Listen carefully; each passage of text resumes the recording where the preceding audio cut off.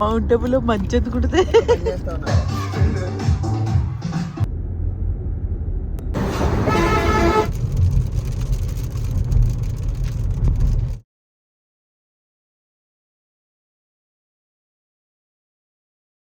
Welcome back to my channel. Hi hello అందరూ ఎలా ఉన్నారు? నేనైతే చాలా బాగున్నాను.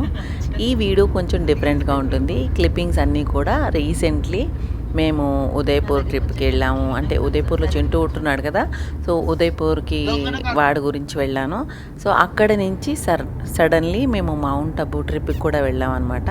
సో దానికి రిలేటెడ్ వీడియో క్లిప్పింగ్స్ అన్నీ నేను ఒక వీడియో లాగా చేసి మీ అందరితోనూ షేర్ చేసుకుంటున్నాను. ఈ వీడియో ఓన్లీ ఒక ట్రిప్ గురించి అని కాదు, కానీ కొన్ని ఇయర్స్గా రాజస్థాన్లో నేను చూసిన అందమైన ప్లేసెస్, ఇంకా నా ఎక్స్పీరియన్సెస్, ఇక్కడ మిగిలిపోయిన జ్ఞాపకాలు, అంటే నాకు మిగిలిపోయిన జ్ఞాపకాలు. రాజస్థాన్ అంటే మొదట్లో వచ్చినప్పుడు అమ్మో ఇక్కడ వెదరు అసలు చాలా వేడిగా ఉంటుంది, ఇక్కడ కల్చర్ అంతా డిఫరెంట్ అలా అనుకునేదాన్ని. అలా అనిపించేది నాకు కూడా, చాలా డిఫరెంట్గా ఉన్నారు వీళ్ళు అది ఇది అని. సో నిజం చెప్పాలంటే అప్పట్లో రాజస్థాన్ అంటే నాకు కూడా అనిపించేది అనమాట, ఓన్లీ ఎడారేనేమో. ఇప్పటికీ చాలామంది అలాగే అనుకుంటారు, ఇక్కడ ఎడారేమో కదా, నీళ్లు ఉండవేమో కదా అని. నాకు స్టార్టింగ్లో వీడియోస్ పోస్ట్ చేసినప్పుడల్లా చాలామంది ఇన్ని మొక్కలు ఎలా పెంచుతున్నారక్క, అక్కడ ఎడారేమో కదా అని అడిగేవారు. సో అలా అనుకుంటాం కదా, కానీ ఇక్కడ ఉండే కొద్ది, అంటే నేను ఇయర్స్గా ఇక్కడ ఉంటున్నాను కాబట్టి ఒక్కో ప్లేస్ని చూస్తున్నప్పుడు, అక్కడ ఉండే ఎక్స్పీరియన్స్ చేస్తున్నప్పుడు, పీపుల్ కానీ అక్కడ ఫుడ్ కానీ అలా నేను ఎక్స్పీరియన్స్ చేసినప్పుడు చాలా డిఫరెంట్ ఫీలింగ్ వచ్చేసింది అనమాట నాకైతే. రాజస్థాన్ చాలా అందంగా ఉంటుంది, బాగుంటుంది. అంటే కోటలు, రాయల్ కల్చరు అట్లా అనమాట ఎక్కువ ఇక్కడ. నేను అంతకు ముందు వీడియోస్లో కూడా చెప్పాను, ఇక్కడ పండగలు అవి కూడా చాలా బాగా చేసుకుంటారు, పెళ్ళిళ్ళు చాలా గ్రాండ్గా చేస్తారు, అండ్ నార్మల్ పీపుల్ కూడా ఉంటారు. రాయల్ కల్చర్ ఎక్కువ అనమాట. సో ప్రతి సిటీ ఒక జ్ఞాపకం, ప్రతి ప్లేసు ఒక కథ. కొన్ని ప్రదేశాలు వాటి చరిత్ర గుర్తుండిపోయేలా ఉంటాయి, కొన్ని చాలా వెదర్ చాలా బాగుంటుంది, కొన్ని అయితే ఒక స్టోరీ అని చెప్పాలి, రాయల్ స్టోరీ రాజస్థాన్కి సంబంధించి. అలా కొన్ని ప్లేసెస్ చాలా మెయిన్ లీడ్ రోల్ అనమాట. సో ఈ వీడియోలో చూస్తున్నప్పుడు మీకు అటు సైడ్ ఇటు సైడు మార్బుల్కి సంబంధించిన షోరూమ్స్ లాగా మనకి ఫ్యాక్టరీస్, ఇంకా లాట్స్ అలా పెట్టేసి ఉంచుతారనమాట. ఇదన్నీ కూడా మార్బల్స్కి సంబంధించిన ప్లేస్ అనమాట, రాజ్ సంబంధ్ అని. అక్కడి నుంచి నాథ్వారా అని శ్రీనాథ్జీ టెంపుల్ ఉంటుంది ఇక్కడ శివయ్య స్టాచ్యూ కూడా ఉంటుంది, చాలా పెద్దదనమాట, వరల్డ్ ఫేమస్ అని చెప్పాలి. 369 ఫీట్ ఎత్తు ఉంటుందన్నమాట ఈ శివయ్య స్టాచ్యూ. చాలా బాగుంటాడు శివుడు, శూలం పట్టుకుని ఇలాగా కూర్చున్న పోజ్లో ఉంటాడనమాట. సో నాథ్వారా అని ఉదయపూర్ నుంచి 40 కిలోమీటర్ల దూరంలో ఉంటుంది. ఈ ఏరియా అంతా కూడా చాలా బాగుంటుంది. ఉదయపూర్కి వస్తున్నాము అంటేనే మొత్తం చుట్టూ కొండలన్నమాట. వెదర్ కూడా చాలా ప్లెజెంట్గా, పీస్ఫుల్గా ఉంటుంది. అంటే మిగతా రాజస్థాన్లో ఎలా ఉందో దానికి క్వైట్ ఆపోజిట్ అనే చెప్పాలి ఉదయపూర్. సో ఉదయపూర్ని ఎవరైనా వచ్చినా కానీ తప్పకుండా విజిట్ చేయండి, చాలా బాగుంటుంది ప్లేసు. వెదర్ కూడా చాలా బాగుంటుంది. మామూలుగా అయితే జైపూర్ ఇంకా మిగతా కొన్ని ప్లేసెస్లో కొంచెం హాట్గా వేడిగా ఉంటుంది, కానీ ఉదయపూర్ మాత్రం చాలా బాగుంటుంది. అక్కడే ఉందమ్మా.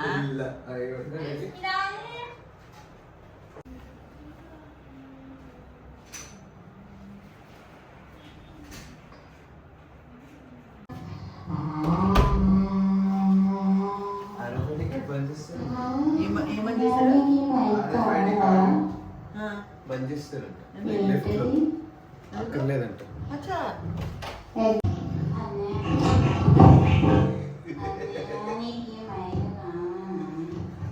ఒకసారి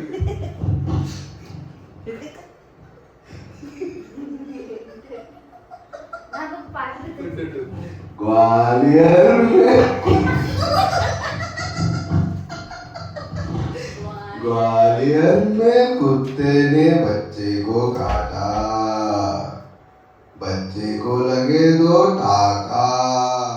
సో ఉదయపూర్లో చింటూ స్టే చేస్తున్నాడు కదా, సో వాడితో పాటు 2 రోజులు ఉందాం అనేసి వచ్చాం అనమాట. సిరి కూడా ఇంకా మళ్ళీ హాలిడేస్ అయిపోయిన తర్వాత వెళ్ళిపోతుంది కదా, సో అందుకని. అండ్ ఇంకా వాడికి కావాల్సినవన్నీ కూడా నేను రెడీ చేసి ఇద్దామనేసి, లైక్ మసాలా పొడులు ఇట్లాంటివన్నీ కూడా రెడీ చేసి ఇచ్చేస్తే, కర్రీ క్యూబ్స్ అవన్నీ కూడా ఫ్రీజర్లో స్టోర్ చేసేస్తే వాడు కుకింగ్ చేసుకుంటాడు ఈవినింగ్ టైంలో. మార్నింగ్ టైంలో బ్రేక్ఫాస్ట్ ఆమ్లెట్స్ అట్లా చిన్న చితకా తినేస్తూ ఉంటాడు. మధ్యాహ్నం టైంలో ఫ్యాక్టరీలో తింటూ ఉంటాడనమాట. సో వాడు క్లోతింగ్ బ్రాండ్ హ్యాండిల్ చేస్తున్నాడు కదా, అర్బన్ అని, దాన్ని చూసుకుంటున్నాడు కాబట్టి మధ్యాహ్నం టైంలో లంచ్ ఫ్యాక్టరీలో అయిపోతుంది. సో డిన్నర్కి మాత్రం వాడు మేనేజ్ చేసుకుంటున్నాడు కదా, వాడికి సంబంధించిన థింగ్స్ అట్లాంటివన్నీ తీసుకొచ్చి నేను అన్నీ చేద్దాం, ఒకసారి ఇల్లంతా కూడా డీక్లటర్ చేసి క్లీన్ చేసి తర్వాత రిలాక్స్ అయ్యి వచ్చేద్దాం అనుకున్నాను. బట్ ఏమైందంటే ఇంటి దగ్గర నుంచి బయలుదేరేటప్పుడు కూడా సడన్గా మా ప్రసాద్ గారు కూడా ఉదయపూర్లో విజిట్ ఉంది. సో తను కూడా వస్తున్నారు కదా, నేను సడన్గా ప్లాన్ చేసుకోలేదనమాట. సో ఈ లోపులో కుక్ బాబుకి కూడా ఒంట్లో బాగాలేదు, వాడికి చాలా ఫీవర్ వచ్చింది, మఫిన్కి కూడా వచ్చింది. ఎందుకు వచ్చిందంటే షాయద్ నేను అనుకునేది ఏంటంటే వెదర్ చేంజ్ అయింది కదా, వర్షాలు పడతాం స్టార్ట్ అయినాయి కదా, సో లేకపోతే ఏ పురుగన్నా కుట్టిందో ఏమో తెలియదు, మఫిన్కి జ్వరం వచ్చింది, తర్వాత కుక్కుగాడికి కూడా జ్వరం వచ్చేసింది అనమాట. సో ముందు ఇంటి దగ్గర మెడిసిన్ ఉంటే మెడిసిన్ ఇచ్చేసాను, సరే అయిపోయాడు. మళ్ళీ వదిలేస్తే కనుక మదన్ దగ్గర వదిలేస్తే బెంగ పెట్టుకుంటాడేమో అని భయం వేసి వాడిని కూడా తీసుకొచ్చేసాను అనమాట. తీసుకొచ్చిన తర్వాత కార్లో ఏసీలో తీసుకొచ్చాం కదా, సో దాని గురించి వాడికి బాగా ఫీవర్ ఎక్కువైపోయి ఇక్కడికి వచ్చిన తర్వాత వాంతులు, ఆ తర్వాత లూజ్ మోషన్స్, ఆ తర్వాత మళ్ళీ ఫీవరు, ఇలా చాలా బీభత్సం అయిపోయి వెట్కి చూపిస్తే ఇంజెక్షన్స్ ఇచ్చి డ్రిప్స్ ఎక్కించాలి అని కూడా అన్నారు ఒకరోజు. సో డ్రిప్స్ దేవుడి దయ వల్ల ఎక్కించక్కర్ లేకుండానే ఇంజెక్షన్తో టీకా అయిపోయాడు. నా చిన్ని కుక్క పిల్లేదేమా, లేదు ఏమైందమ్మకి?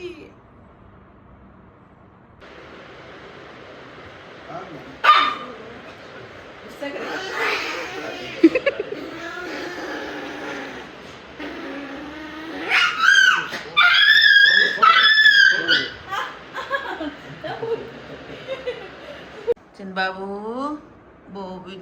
బోబిదమ్మా ఒప్పించిందేంటి నీకు? బోబోయ్ లేదా అలాగే పడుకుని ఉన్నాడు పొద్దు నుంచి.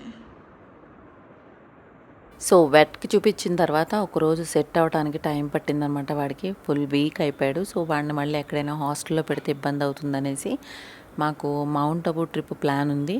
సో వాడిని కూడా తీసుకుని స్టార్ట్ అయ్యామన్నమాట.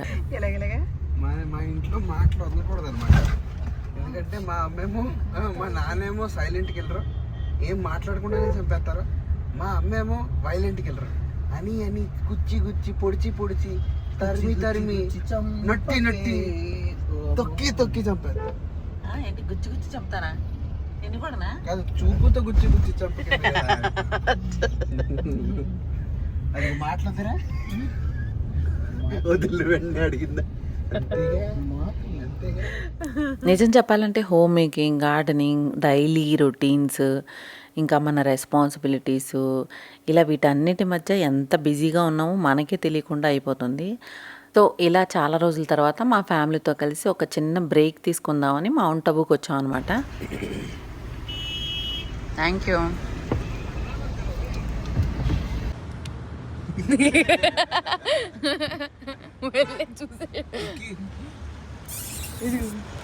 సో మౌంట్ అబూకి మేము సెకండ్ టైం అనమాట విజిట్. ఇది లాస్ట్ ఇయర్ కూడా ఇంచుమించుగా ఇదే టైంలో వచ్చాము.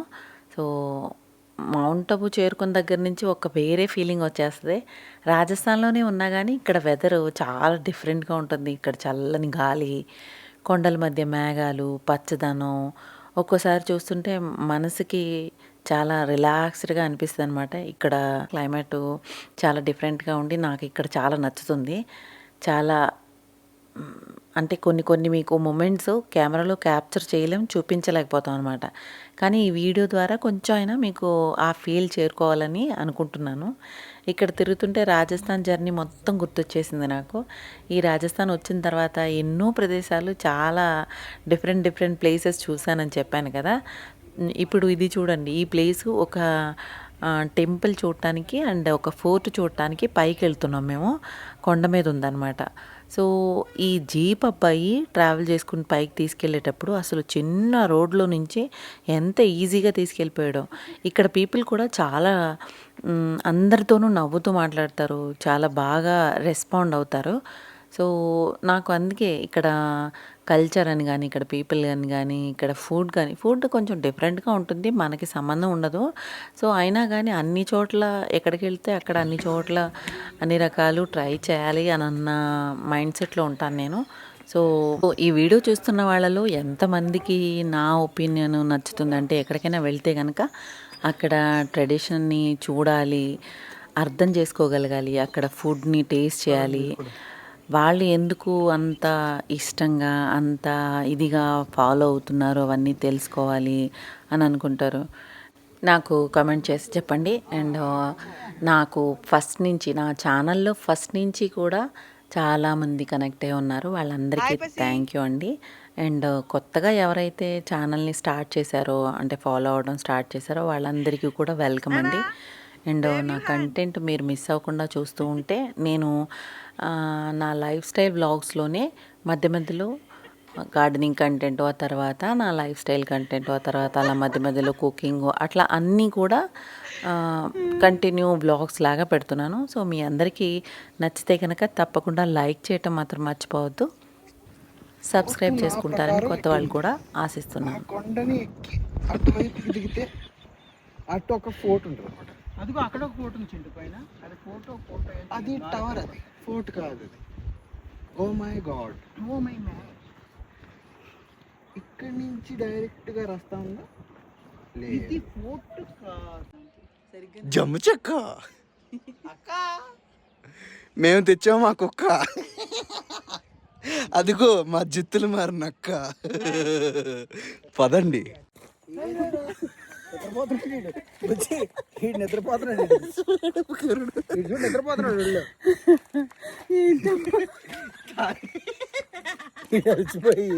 సో మొత్తం మీద మౌంట్ అబూలో 2 days ఉన్నాం అనమాట మేము, అంటే 2 nights 2 days.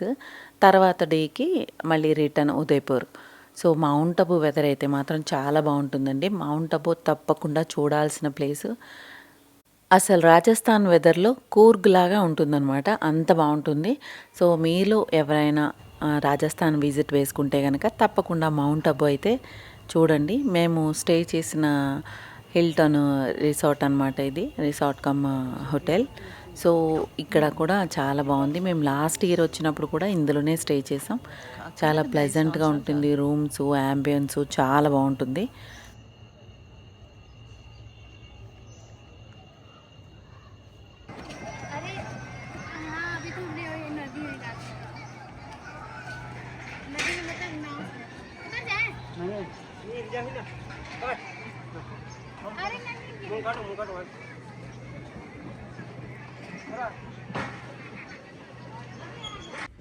అమ్మేది కుప్పి, అమ్మేదమ్మా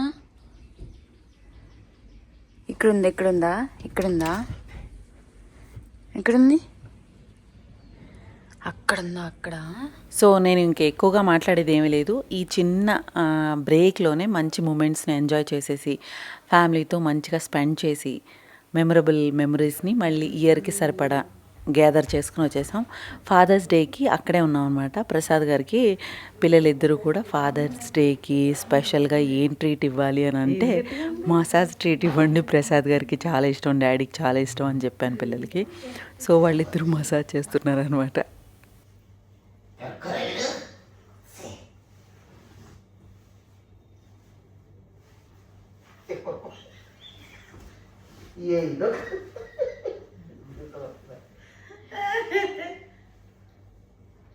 అమ్మా శ్రీ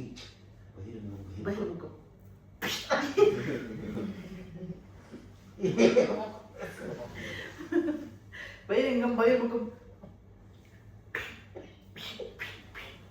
అయ్యి బాబోయ్.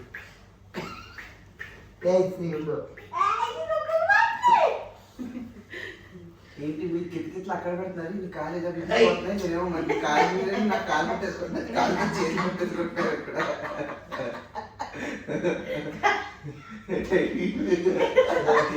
సో ఇదండి ఈరోజు నా వీడియో. మీ అందరికీ నచ్చిందని అనుకుంటున్నాను. నచ్చితే కనుక తప్పకుండా లైక్ అయితే చేయండి. లైక్ చేయడం మాత్రం మర్చిపోవద్దు. లైక్ చేస్తే నాకు మోటివేషన్ వస్తుంది. సో కొత్తగా ఎవరైతే ఛానల్ని చూస్తున్నారో వాళ్ళు సబ్స్క్రైబ్ చేసుకోలేకపోతే కనుక తప్పకుండా సబ్స్క్రైబ్ చేసుకోండి. ఇలాంటి మంచి కంటెంట్తో మళ్ళీ మీ ముందుంటాను. Thank you for watching. Happy home making, happy gardening, happy vacation. Bye bye.